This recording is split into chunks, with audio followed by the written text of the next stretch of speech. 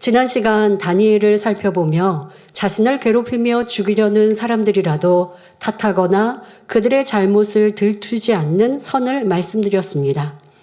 성도 여러분, 그러면 이러한 다니엘의 모습에 비추어 볼 때 현재 여러분의 모습은 어떻습니까? 예를 들어 가정에서 부모가 자녀의 잘못을 꾸짖고 나무랄 때에 자녀가 그 마음이 불편해져서 부모에게 반항하는 모습이 얼마나 비일비재한지요. 부모 나름대로 자녀를 더 나은 사람으로 성장시키기 위해 훈계한 것인데 자녀의 입장에서 잘못을 뉘우치기보다는 오히려 부모에게 책임을 전가하고 부모에게 탓을 돌리는 모습을 볼 수 있습니다. 부모가 설령 허물이 있고 잘못이 있다 해도 당연히 공경해야 할 분들인데 오히려 부모를 탓하고 거스른다면 이는 천륜을 어기는 것과 마찬가지입니다. 마음이 선한 사람이라면 마땅히 이러한 순리를 거스르지 않고 중심으로 부모를 공경할 줄 알아야 합니다. 자녀는 그 부모가 어떠한 상황에 놓여 있든지 그 부모를 섬기며 공경하고 자식으로서의 예우를 다하는 것이 진정 아름다운 마음입니다. 자, 역사적인 인물 이순신 장군만 보아도 그 마음씀이 참으로 선했던 것을 볼 수 있습니다. 그는 나라가 위태로울 때 뛰어난 활약상을 보였고 나라에 지대한 공을 세웠을 뿐만 아니라 임금과 백성들을 위해서는 목숨도 아끼지 않고 충성을 다했습니다. 그럼에도 불구하고 모함을 받아 억울한 누명을 쓴 채 매도 맞고 옥살이를 해야만 했지요. 하지만 이 일로 인해 임금에 대해 조금도 서운케 생각지 않았고 세태를 비관하거나 탄식하지도 않았으며 자기를 모함한 원균에 대해서도 원망치 않았습니다. 이것이 바로 선한 마음입니다. 이렇게 잘한 일로 애매히 욕을 먹어도 묵묵히 선을 행해 나가는 사람이 있는가 하면 잘못한 것에 대해 지적을 하는데도 아니 자기가 뭔데 감히 나를 지적해? 하고 원망하는 사람도 있습니다. 사람의 마음이 선하냐 악하냐에 따라 그 말과 행함이 하늘과 땅 차이로 달라진다는 것입니다. 다니엘 역시 마음에 맺힌 원한이나 육에 속한 감정이 전혀 없었기에 자신을 고소한 이들을 미워하거나 왕에게 조금의 서운함도 없이 감동적인 선의 고백을 할 수 있었습니다. 자, 그러면 이제 새벽같이 사자굴로 달려온 왕에게 다니엘이 어떤 고백을 이루는지 본문이죠. 살펴보겠습니다. 다니엘 6장 21절, 22절에 다니엘이 왕에게 고하되 왕이여 원컨대 왕은 만세수를 하옵소서. 나의 하나님이 이미 그 천사를 보내어 사자들의 입을 봉하셨으므로 사자들이 나를 상해치 아니하였사오니 이는 나의 무죄함이 그 앞에 명백함이오며 또 왕이여 나는 왕의 앞에도 해를 끼치지 아니하였나이다 당당히 고백하였습니다. 죽음으로부터 갓 벗어나는 긴장된 순간에도 왕에 대하여 처음 하는 고백이 왕은 만세수를 하옵소서 하는 인사였습니다. 아무리 억울함을 하소연해도 부족할 상황에 다니엘은 자기가 섬기는 왕에 대해 극진한 경의를 표했던 것입니다. 참으로 아름답고 선한 고백이지요. 이 고백은 다니엘이 하나님 앞에 그 마음씀이 선하고 진실했기 때문에 억울한 일을 당했지만 어느 누구도 탓하지 않는 선의 마음에서 나올 수 있는 것입니다. 우리는 보통 자신의 힘들고 어려운 일을 주변 사람에게 말하고자 합니다. 하소연한다고 하죠.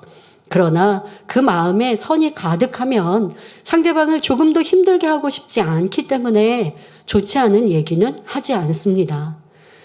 그런데 내 사정을 말하지 않으면 너무 힘들고 내가 해결하지 못할 일이니 내 어려움을 다른 사람에게 말하고 있다면 그는 하나님은 잊어버리고 사람을 의지하고 있다는 것을 알아야 합니다.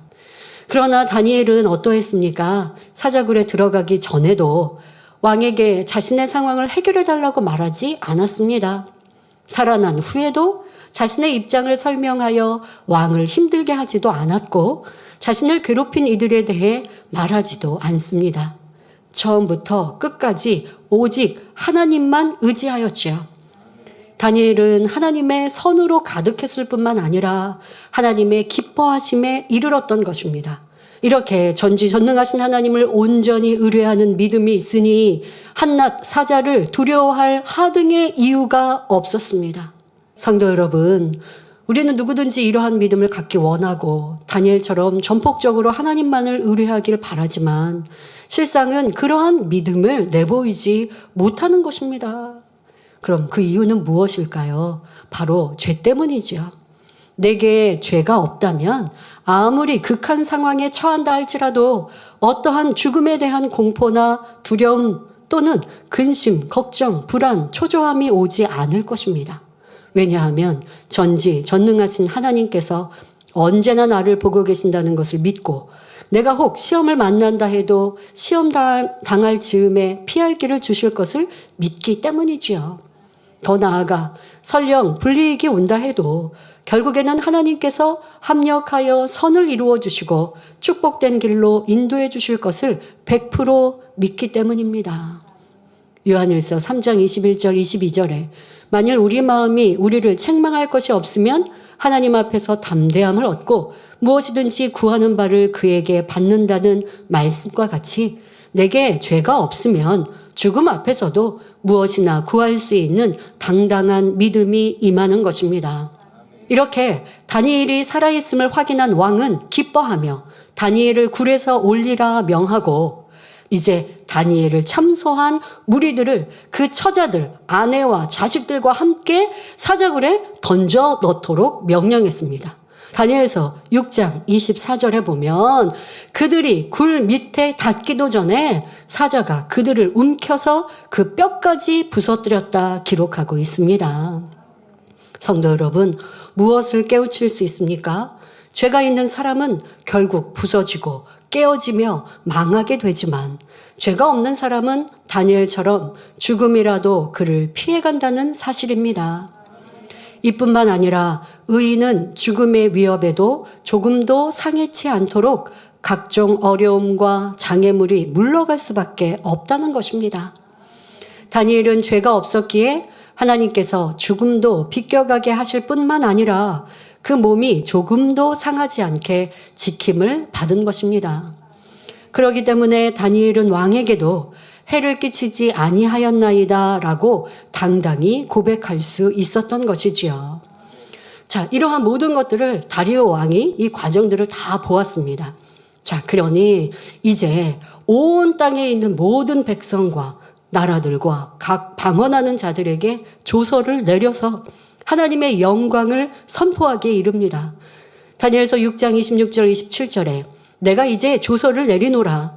내 나라 관할 아래에 있는 사람들은 다 다니엘의 하나님 앞에서 떨며 두려워할지니 그는 사시는 하나님이시요 영원히 변치 않으실 자시며 그 나라는 망하지 아니할 것이요 그 권세는 무궁할 것이며 그는 구원도 하시며 건져내기도 하시며 하늘에서든지 땅에서든지 이적과 기사를 행하시는 자로서 다니엘을 구원하여 사자의 입에서 벗어나게 하셨음이니라 라고 선포하게 합니다. 오늘 말씀을 통해 깨달아야 할 것이 있습니다. 우리가 믿음 안에 들어갈수록 오늘 말씀의 제목과 같이 아무에게도 해를 끼치지 아니해야 한다는 것입니다. 지금 여기서 아무에게도 해를 끼치지 않는다고 하니까 단순히 상대와 부딪히지 않고 부딪힐 만한 일은 피해버림으로 상대에게 해를 가하지 않는다는 의미로 오해하시면 안 되겠습니다. 자, 물론 남에게 해를 가하지 않는 이러한 의미도 내포되어 있지만 아무런 해를 가하지 않는 것은 믿는 이든 믿지 않는 이든 사람으로 당연한 도리입니다. 이것은 소극적인 선에 불과하지요. 남에게 어떤 악을 행치 않고 아무 잡음이 없이 살았다고 해서 하나님을 기쁘시게 할 수 있는 것은 아닙니다. 단순히 상대에게 해를 가하지 않으려면 먼지날 물건은 털지 않으면 되고 부딪힐 일은 만들지 않으며 책임지지 못할 일은 회피해버리면 됩니다.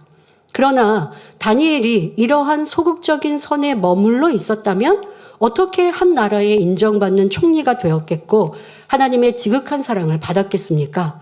만일 다니엘이 인간의 생각을 동원했다면 30일 동안만 잠시 기도를 쉴 수도 있었겠고, 기도를 하더라도 한 달 동안만 절제하여 부르짖어 기도하지 않으면 얼마든지 살짝 넘어갈 수도 있었을 것입니다. 그러나 다니엘은 어인이 찍힌 금령을 어기는 줄 알고도 자기 집에 돌아가서는 평소대로 예루살렘을 향한 창을 열고 하루에 3번씩 무릎을 꿇고 기도했습니다. 즉, 다니엘은 조용히 피해갈 수 있는 일도 적극적으로 진리를 지켜 행했고, 차라리 부딪힐지언정 하나님의 뜻이면 생명조차 아끼지 아니했던 것입니다. 그러면서 다가오는 어려움에 조금도 원망, 불평이나 억울함으로 생각지 않았고, 아무도 탓하지 않았으며 오히려 만나지는 환경 조건을 감사함으로 선대해 나갔던 것입니다. 이 양면성을 다 갖추었을 때에 진정 해를 끼치지 않는 사람이라 할 수 있는 것입니다. 그러면 우리가 아무에게도 해를 끼치지 않는 선한 사람이 되기 위해서는 구체적으로 어떻게 행해야 할까요? 바로 육에 속한 감정을 모두 제해야 합니다. 사람이 감정이 없어야 그 모든 행위가 하나님을 기쁘시게 할 수 있고, 사단의 송사가 온전히 떠남으로 아무에게도 해를 끼치지 않는 사람이 될 수 있습니다. 다니엘 역시 이러한 악한 감정이 전혀 없었기 때문에 어느 누구에게도 해를 끼치지 않았던 것입니다. 그는 자기 일에 충성되었을 뿐만 아니라 자기를 해코지하는 사람일지라도 결코 미워하지 않았고 감정 처리하지도 않았습니다. 자기 눈에 거슬리는 사람이라 해서 마음에 두고 모략을 써서 괴롭히지도 않았고, 다만 선한 마음 속에 진리로 오래 참았습니다. 죄를 범하고 악을 행하는 사람들이 힘이 드는 것이지, 정령이 마음이 선한 사람은 힘들 이유가 하나도 없습니다. 영의 생각은 생명과 평안이니까요. 하나님의 사람들은 다 이와 같은 것입니다. 그 마음에 오래 참을 만한 악이 없으니 연단을 받을지라도 한 번 받은 바 그 은혜와 믿음의 표대가 결코 흔들리지 않았기에 괴롭게 그 길을 가지 않았던 것입니다. 오히려 연단과 어려움을 통해 믿음이 더 견고하여져서 당대와 후대의 어두움을 밝혀주는 진리의 등불이 되었습니다. 우리도 이런 믿음의 선진들의 길을 밟아가야겠습니다. 어떤 어려움과 문제가 있을 때에 슬퍼하고 낙심하는 것이 아니라 오히려 그 문제를 전화위복의 기회로 삼을 수 있는 참된 믿음을 소유해야겠습니다. 다니엘은 하나님께서 기뻐하시는 선을 쫓아 오로지 정도를 갈 뿐이었으므로 그 마음은 항상 평안했고, 따라서 왕에게도 만세수를 하옵소서 하고 중심에서 복을 비는 감동적인 모습을 볼 수 있었습니다. 만약 마음에 조금이라도 서운함이 있고 악의 찌기가 남아 있었다면 그런 중심의 고백이 나올 수 없었을 것입니다.